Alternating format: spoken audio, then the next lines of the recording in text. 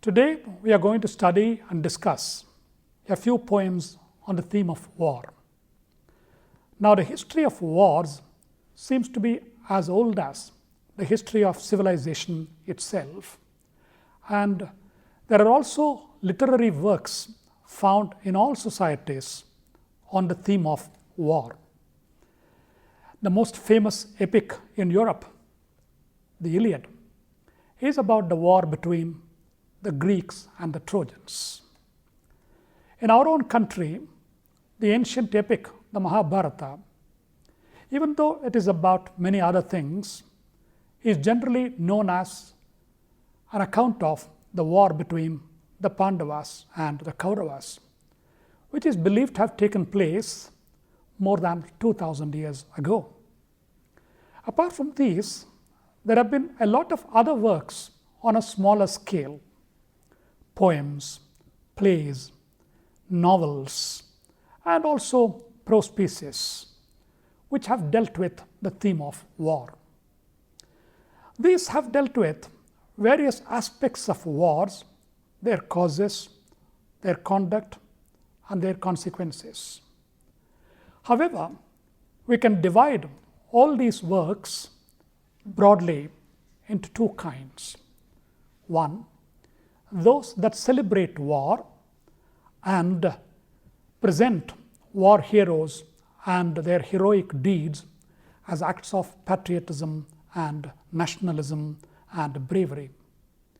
And two, those works that condemn wars directly or indirectly, bringing out the disaster and devastation that they cause in the lives of individuals as well as societies as a whole. Quite often, the same literary work, for example, the Mahabharata itself, may do both these things, that is, celebrate as well as condemn wars.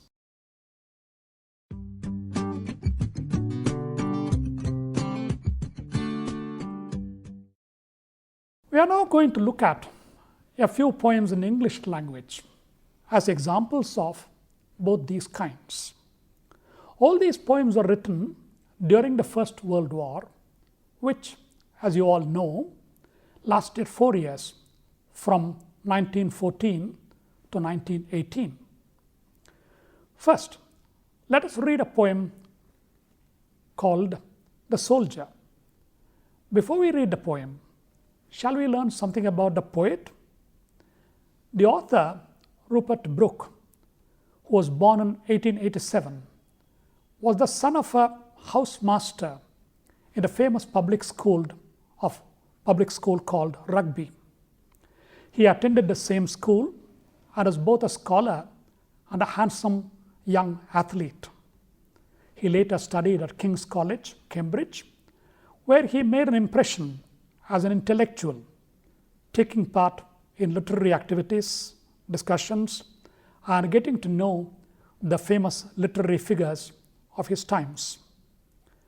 After his college education, Rupert Brooke went on a tour of the continent and the South Seas. A few months after his return to England in 1914, he enlisted in the British Royal Navy. He saw some action abroad, but died of a fatal illness the very next year, that is 1915, while on a ship. He was buried in a Greek island called Skyros, where a grave was built for him, and the grave exists even now. Shall we now read the poem "The Soldier"? If I should die, think only this of me, that there is some corner of a foreign field that is forever England.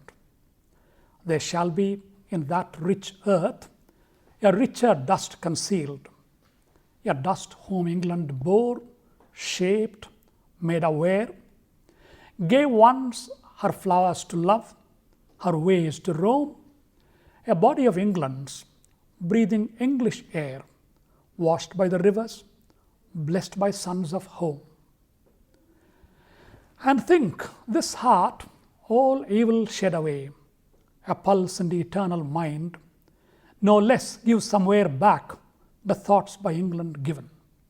Her sights and sounds, dreams happy as her day, and laughter learnt of friends, and gentleness in hearts at peace under an English heaven. What is the poem about? The poem visualizes a possibility and expresses a wish. The possibility, if I should die, is that he may die while performing his duties as a soldier on some foreign soil, in some country away from his home country, England. He says that when that happens, that corner will be forever England, because he, an Englishman, is buried there. The rich earth of that place will become richer because a richer dust will be concealed in that soil.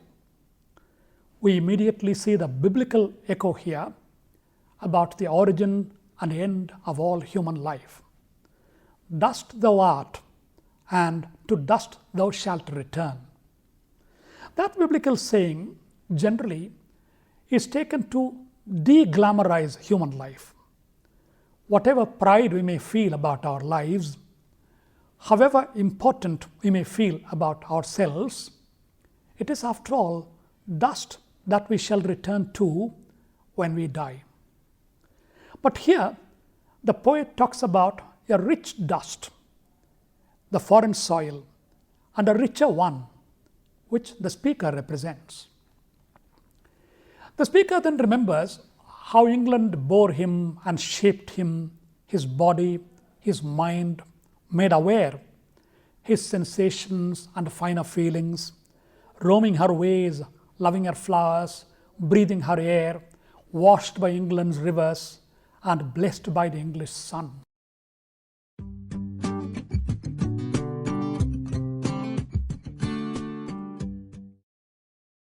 And coming now to the second stanza, even as he lies dead and buried on a foreign soil, he lies there as an immortal soul rather than as a body.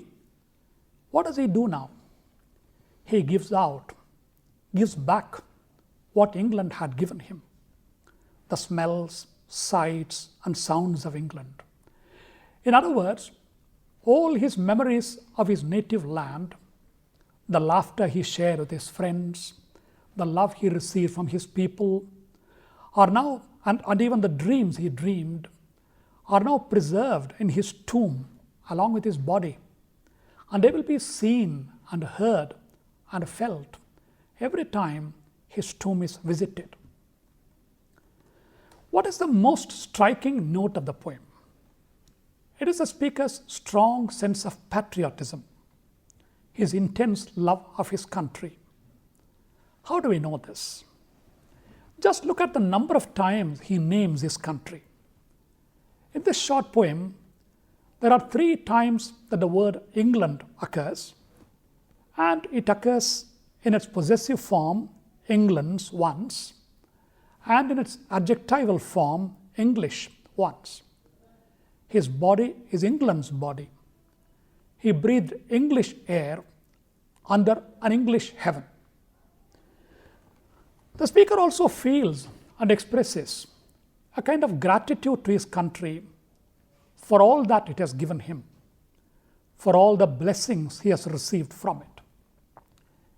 Moreover, it's not just love of his country that the speaker feels. He has the conviction that his country, his homeland, is great. Certainly, it is greater than other countries. Certainly greater than the foreign soil where he may breathe his last. This conviction may not be explicitly stated, but it is certainly implied. Note, for example, the expression richer dust. There are also other claims that he makes. The hearts back home are hearts at peace. The dreams he dreamed were as happy as her, that is England's day. The English day here seems to be always happy. Summing up all these details, what can we say about the content and tone of the poem. What we have here is an idealization, in fact, a romanticization of the sentiment called patriotism. The speaker has no reservations about fighting in a war for his country. He does, of course, imagine the possibility that he will die while fighting for his country. But that does not seem to deter him or to cause any stress or sorrow. In fact, the entire poem is based on that possibility. It will be not just an act of duty on his part, but an act of gratitude if he fights and dies for his country.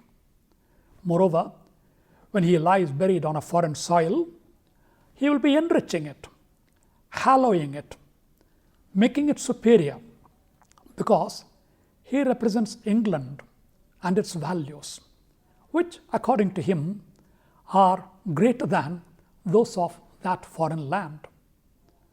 As for war itself, it's not considered here to be anything ignoble or evil or even disastrous. If anything, war is an opportunity for expressing and enacting one's love of one's country, one's patriotism. The Soldier may be considered an autobiographical poem, since the writer was in fact a soldier who fought in the British Royal Navy. The poem gained pathos when the author died while traveling abroad and was buried in a foreign land. We are told that this poem was read aloud as part of a sermon in St. Paul's Cathedral, London. There is a statue of Rupert Brooke in his old school, Rugby.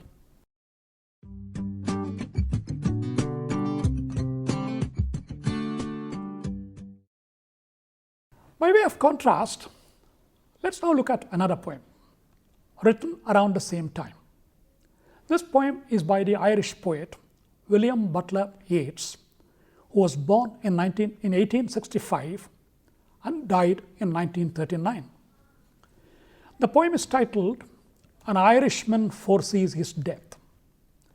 This poem too was written during the First World War. In that war, a large number of Irishmen fought as members of the British Armed Forces, even though the Irish were fighting for independence from Britain at that time. The Irish airman mentioned in the poem is believed to be Major Robert Gregory, who had joined the British Royal Air Force and was killed while flying an aircraft in the year 1918 at the age of 36. Robert Gregory's mother, Lady Gregory, was an important figure and a leader in the Irish nationalist movement, and she was a personal friend of the poet W.B. Yeats. Yeats wrote 3 other poems also on Robert Gregory. But let's now look at the poem, An Irish Airman Foresees His Death. I know that I shall meet my fate somewhere among the clouds above. Those that I fight, I do not hate. Those that I guard, I do not love. My country is Kiltartan Cross, my countrymen Kiltartan's poor. No likely end could bring them loss or leave them happier than before. Nor law, nor duty bade me fight, nor public men, nor cheering crowds. A lonely impulse of delight drove to this tumult in the clouds. I balanced all, brought all to mind. The years to come seemed a waste of breath the years behind, in balance with this life, this death. As we saw in the earlier poem, here also the speaker foresees his death. But the question is, how does the speaker, the Irish airman, relate himself to the war, to the country that he is fighting for, or to the country he is fighting against? He clearly says, those I fight, I do not hate. Those I guard, I do not love. What will the war bring to his own community, to his own people? Whatever the outcome of the war, his people in Kiltartan Cross will remain poor. There will be no change in their lot. Why then did he choose to join the war? It is not out of a sense of duty. There is no law saying he should fight. Sometimes, when countries need to raise large armies to fight wars, service in the war is made compulsory for all able-bodied citizens. Such compulsory recruitment is called conscription. The speaker says there is no such thing here. Why then did he choose to jump into service as an airman? It was out of a simple love of adventure, a lonely impulse of delight that drove him to this tumult in the clouds, as he puts it. Compared to that excitement, his past life seemed a waste.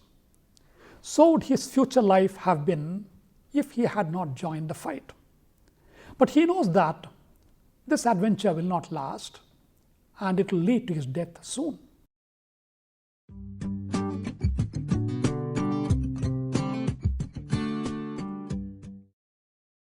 Let us now read a poem which provides another perspective on war.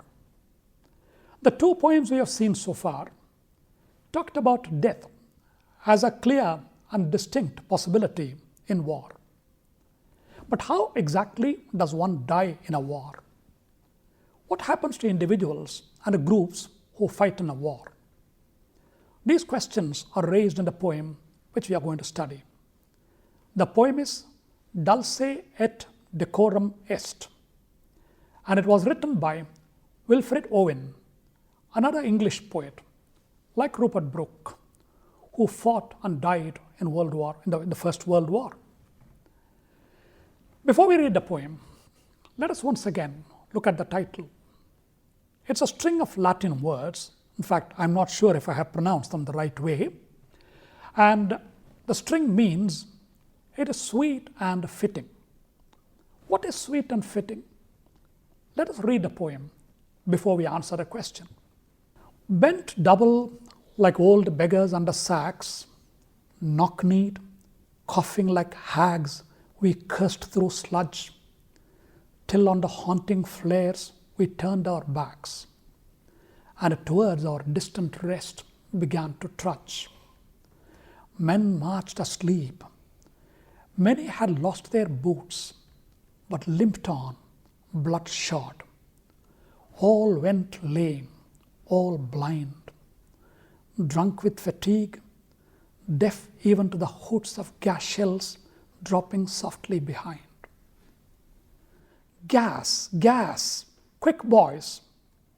An ecstasy of fumbling, fitting the clumsy helmets just in time. But someone still was yelling out and stumbling and floundering like a man on fire or lime. Dim through the misty panes and thick green light, as under a green sea I saw him drowning. In all my dreams, before my helpless sight, he plunges at me, guttering, choking, drowning. If in some smothering dreams you too could pace behind the wagon that we flung him in, and watch the white eyes writhing in his hanging face like a devil sick of sin, if you could hear at every jolt the blood come gargling from the froth-corrupted lungs, bitter as the cud of vile, incurable sores on innocent tongues, my friend, you would not tell with such high zest to children ardent for some desperate glory the old lie, dulce et decorum est pro patria mori. What is the structure of the poem? How is the poem organized? To answer that question, let us first look at the tense forms in the poem. The poem consists of 4 stanzas. we find that the first two stanzas are in the past tense. The third stanza is in the present tense, and the fourth and last stanza is again in the past tense, but what we have in the fourth stanza is a conditional sentence. The first two stanzas are in the past tense because they describe an episode, event, or action during the war. The soldiers here, and the speaker was one of the soldiers, were marching towards, or rather away from, a certain point. Suddenly, there was a shout and a warning that gas bombs had been dropped by the enemy, and the soldiers hurriedly and desperately put on their helmets, that is, their gas masks, to escape the enemy attack. But one of the soldiers was unable to put on his helmet in time, and he was hit by the enemy bomb before he could save himself. All that the fellow soldiers, including the speaker and the poem, could do was to throw him into a wagon and march behind and helplessly watch him die. The third stanza consists of only 2 lines, and in it the speaker says that the scene of his fellow soldier's death keeps haunting him in his dreams. He plunges at me, guttering, that is burning, choking, drowning. In the last stanza, the speaker first asks the reader if he can imagine the same situation. In fact, he says, if he could imagine the same situation. He uses the past tense. That is, the scene of the soldier dying in all its gory, horrifying detail. See the white eyes writhing, the face hanging like a devil's face. Here, not just see the blood come gargling from the froth corrupted lungs, and so on. The soldier is lying in a wagon, and at every jolt of the wagon, the blood comes out gargling from the lungs. Now the speaker says, if the reader can really imagine that terrible scene, then he won't be repeating that old lie. And what is that old lie? Let us now go back to the title of the poem, Dulce et decorum est. We said it means it is sweet and fitting. What is sweet and fitting? Now, in fact, the 4 words that constitute the title are the opening lines from a Latin poem by the Roman poet Horace, who lived in the 1st century BC. Here is a translation of the entire stanza from which these words are taken. How sweet and fitting it is to die for one's country. Death pursues the man who flees, spares not the hamstrings or cowardly backs of battle-shy youths. That is, it is most sweet and fitting to die in war for one's country. If a young man is battle-shy, if he fails to fight for his country, death will pursue him as a coward and kill him anyway. Now the speaker says that is an old lie. He says it's an ancient lie to say that it is sweet and fitting to die for one's country. It is a lie spoken by people over the centuries, across countries, to inspire or rather instigate young people to fight in wars. The speaker says that the lie has been repeatedly spoken because nobody has watched a soldier dying or even imagined it.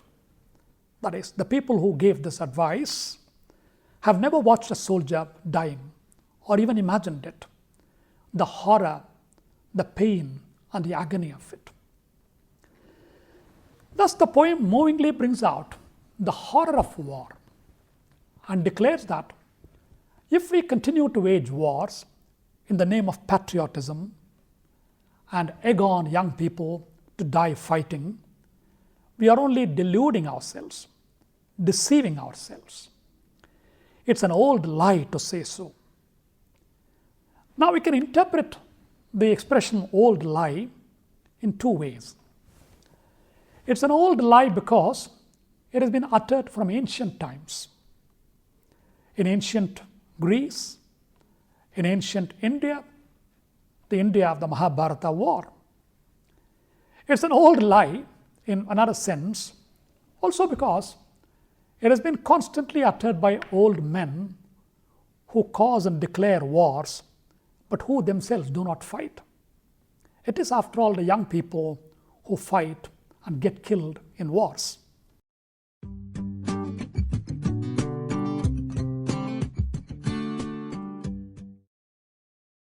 We have talked about the content and the tone of the three works. But we should not forget that these are poems and not essays or prose arguments. They, of course, provide food for thought and the intellect. But they are works of poetry. And even though there is an unmistakable element of pathos in them, they also afford aesthetic pleasure by employing poetic devices. All the poems display patterns of meter and rhyme and sometimes alliteration. The soldier and an Irish airman also employ the poetic device called parallelism.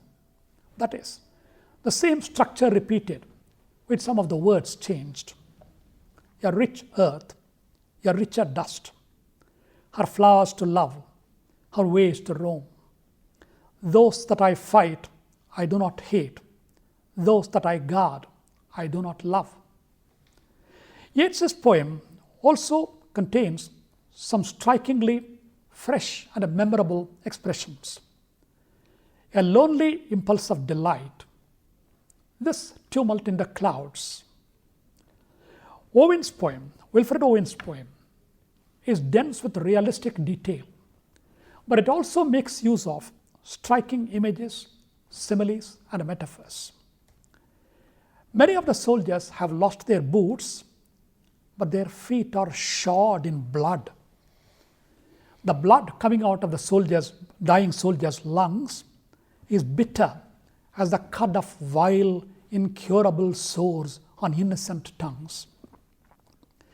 The hard labored movement of the lines describing him, with a predominance of consonant sounds called plosives and fricatives.